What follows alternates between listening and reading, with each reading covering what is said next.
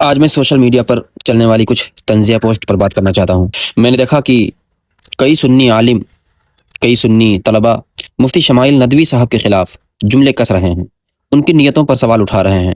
کچھ پوسٹوں کا میں اسکرین شاٹ لگا رہا ہوں، آپ لوگ خود دیکھیے کہ کیسے کیسے پوسٹیں کر رہے ہیں۔ میں خود بھی ایک سنی ہوں، اہل سنت سے محبت رکھتا ہوں اور ہمارے اکابر کا ادب بھی بخوبی جانتا ہوں، لیکن سچ یہ ہے کہ یہ انداز بالکل درست نہیں ہے۔ ذرا غور کیجئے کہ یہ معاملہ نہ کسی سنی اور دیوبندی کا تھا، نہ ہی کسی جماعت کی برتری کا تھا، بلکہ یہ گفتگو تھی اسلام اور الحاد کے درمیان۔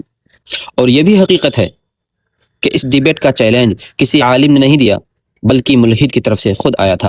مجھے یہ دیکھ کر دل سے افسوس ہوتا ہے کہ کچھ لوگوں کو صرف یہ نظر آیا کہ وہ ہماری جماعت سے نہیں ہے، کسی دوسرے مسلک سے ہیں اور ان کی تعریفیں ہو رہی ہیں، لیکن انہیں یہ نظر نہیں آیا کہ انہی دلائل کے بعد غیر مسلموں نے کلمہ پڑھ لیا اور اسلام کو قبول کر لیا۔ ایک شخص لکھتا ہے کہ میں غیر مسلم تھا، ملحد پس منظر سے تھا، مفتی شمائل ندوی صاحب نے جو دلائل دیے اسے سن کر میں نے اسلام قبول کر لیا۔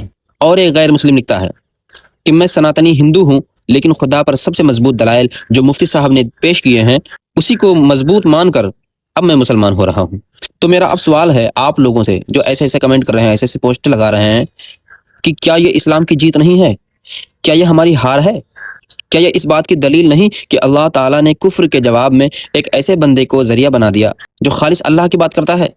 اگر اللہ نے اسلام کے دفاع کے لیے کسی کو کھڑا کر دیا، وہ کسی بھی مسلک سے ہو، اور اس کے ذریعے لوگ کلمہ پڑھ رہے ہیں، تو کیا یہ اسلام پر احسان نہیں ہے؟ اسی لیے میں سب سے ادب کے ساتھ یہ کہہ رہا ہوں کہ براہ کرم مسلکی چشمہ اتار دیجیے، حق کو حق کے طور پر دیکھیے، نہ کہ جماعت کے طور پر۔ اہل سنت کی پہچان ہمیشہ یہ رہی ہے کہ جب دین پر حملہ ہوا ہے تو ہم نے یہ نہیں دیکھا کہ بولنے والا کون ہے، بلکہ ہم نے یہ دیکھا کہ بات حق ہے یا نہیں، بات سچ ہے یا نہیں۔